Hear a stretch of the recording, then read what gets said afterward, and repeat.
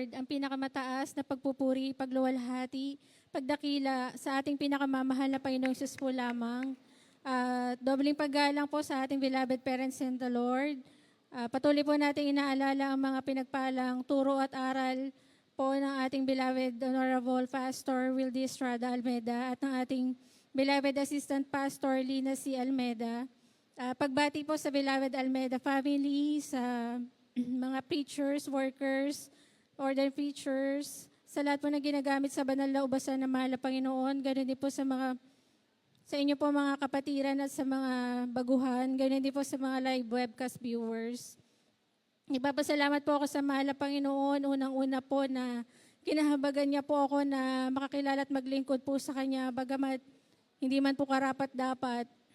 Papasalamat po ako sa mahal na Panginoon dahil since birth po namulat po ako dito sa banal na gawain. Kami pong magkakapatid, bunga po ng aming beloved mother. Siya po ang unang na-save. Dito po, namulat po ako na sa tuwing magkakasakit po kami, tunay po ng aking beloved mother, hindi niya po kami pinaiinom ng gamot or dinadala sa doktor. Tanging nananalangin lang po siya, nagpupuri. At sa unang dalangin ng mahal na pastor, ang panalangin po niya tinutugon ng mahal na Panginoon. Ang kagalingan po pinagkakaloob po sa amin sa tuwing nagkakasakit po kami. Isa po sa matinding naging sakit ko po nung ako po bata pa, meron po akong matinding ubo. Tunay nga po na pag sumusumpong po yan, lalo sa gabi, konektado po siya sa dibdib ko. Nahihirapan po ako huminga at yung ubo ko nga po, grabe talaga. Talagang pag na-experience ko po yan, hirap na hirap po ako. Ang ginawa lamang po na aking beloved mother noong time na yon, tatandaan ko po, dahil nga po nahihirapan na ako, nagpatawag po siya ng manggagawa at ako po ay inilay hands. At instant po, hindi na po bumalik yung ubo ko po na yon. Ako po ay pinagaling ng mahal na Panginoon. Doon din po ako nagkaroon ng pananampalataya at natutong manalangin sa mahal na Panginoon. Kahit na bata pa po ako, naalala ko po na talagang pag nagkakasakit ako, natututo na rin po ako mag-pray. At tunay din po na ginamit din po ako ng mahal na Panginoon na children's choir nung time po na yun, nung napabautismo po ako. At sa kahabagan po ng mahal na Panginoon, hanggang ngayon po ako patuloy po kinahahabagan at ginagamit sa kanyang banal na ubasan. At nagpapasalamat rin po ako sa mahal na Panginoon. Isa pa po sa naging matinding sakit ko po noon ay ang arthritis. Bigla na lang pong namaga ang mga joints ko po sa paa, tuhod, yung lahat po na joints ko, pati sa kamay, sa balikat. Talaga sobrang magang-maga po yung mga paa ko po, binte. Noong time na yun, hindi ko po alam kung ano po yun. Tunay po na umiiyak po ako sa sakit, hindi po ako makatulog. Konting hawak lang po sa akin, nasasaktan po talaga ako. Hindi ko po may paliwanag yung sakit na yun. Dahil sa pag-aalala po ng aking pamilya, ako po ipina-check up at doon nga po nalaman na ako daw po ay may arthritis. Ang dami pong niresetang gamot. Noong time po na yun, natakot ako dahil talagang sobrang hirap po ng naranasan ko. Na-experience ko pong maisakay sa wheelchair for the first time. Noong time na pina-check up ako, talaga napakahirap.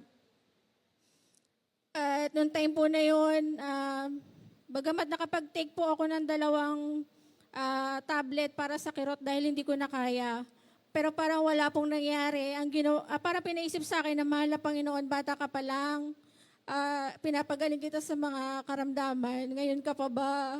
Hindi mananampalataya. Kasi noong time po na yun talaga inaamin ko na nagkukulang na po ako sa pagdalo. Marahil yung pananampalataya ko po ay talagang medyo mahina na. Dahil noong time din po na yun talagang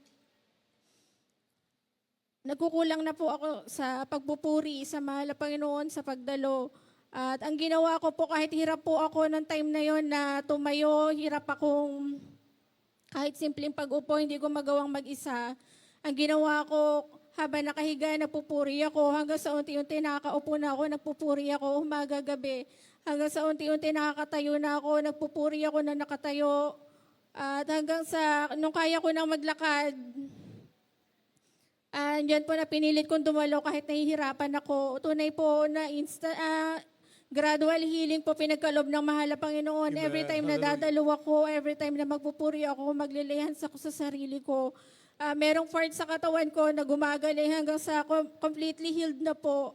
At pinasasalamatan ko po yan sa mahal na Panginoon. Hindi ko na po ininom yung mga gamot na nireseta sa akin noon. talagang nandyan po ang himala na mahal na Panginoon. Hanggang ngayon po yung kagalingan na yan, taglay-taglay ko. At nagpapasalamat po ako sa mahal na Panginoon sa mga pag-iingat niya po sa amin, sa akin. Buhat nung bata po ako hanggang sa mga oras na to, tunay nga po na dito na rin po ako binigyan ng mahal na Panginoon ng makakapartner sa buhay. Sabi ko po kasi noon, sabi ko, sa prayer ko sa mahal na Panginoon, kung kalooban niya pa, kung darating pa yung time na magkakaroon ako ng makakapartner sa buhay, sabi ko, mahal na Panginoon, gusto ko yung galing sa'yo. Yung kalooban mo, yung makakasama ko sa pagdalo, yung nauunawaan lahat ng kalooban mo, yung hindi ako hahadlangan sa pagdalo, hindi ako questionin sa pagbibigay, sa pagtatapat. Tunay nga po yung prayer ko po na yan, tinugon din ng mahal na Panginoon. Sa tamang panahon po talaga ang prayer natin. Andiyan na binibigay ng mahal na Panginoon.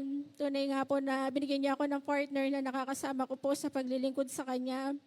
At wala po akong inaalala na may hahadlang sa akin dahil nga po, nung bata po ako, ang aking beloved parents po, hindi po magkasundo dahil magkaiba po sila. Dahil ang beloved mother ko nga po, unang na-save ang aking beloved father, against po siya sa gawain. Tunay po na napakahirap.